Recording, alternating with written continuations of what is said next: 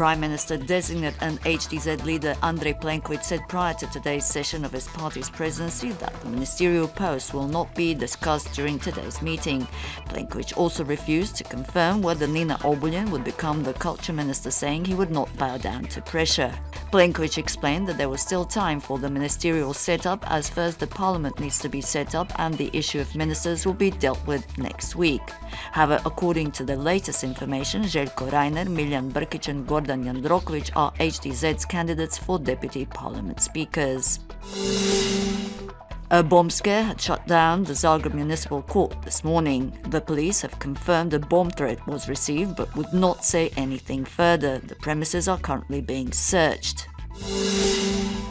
President Kolinda Grabar-Kitarović is in Brussels today, where she met with the President of the European Commission, Jean-Claude Juncker. Prior to the meeting, the President has said that one of the topics of discussion will be the position of Croatia within the European Union and preparations for the first half of 2020, when Zagreb assumes chairmanship of the Union.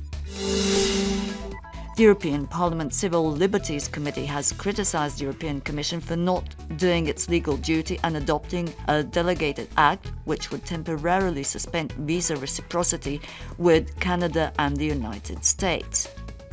The two countries had had 24 months to scrap the visa regime for all EU members, but Canada still requires visas for visitors from Bulgaria and Romania, and the US for Croatian, Bulgarian, Polish and Romanian citizens. If the Commission presses on with the implementation of the legislation, US and Canadian citizens will require visas for EU visits.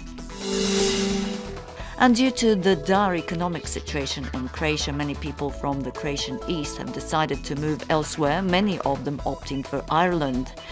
This was probably the reasoning behind the planned introduction of a direct flight between Osijek and Dublin next spring, with 2 chartered flights being scheduled as early as this Christmas. Tickets are already up for grabs and are allegedly going like hotcakes. In sports. In Eurocup basketball action, Cedevita was in Spain yesterday, where they were defeated by Gran Canaria in Las Palmas by a score of 101-76. And in KHL Hockey League action, Zagreb's Medveščak was defeated in Russia last night by Vityaz Chekhov 3-2.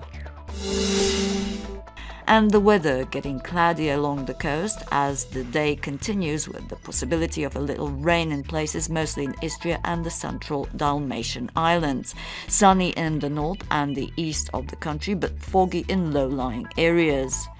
Southeasterly winds to gain force overnight, reaching gale force in places, particularly in the open, resulting in choppy seas. Visibility good.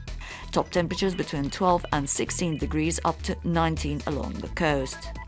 It is to gradually become warmer in the coming days. Friday mostly dry with lingering fog in places. Saturday may see rain in most areas, particularly in the afternoon and evening, and this will also happen on Sunday morning. More wetness expected at high elevations and the Istrian and Dalmatian hinterland.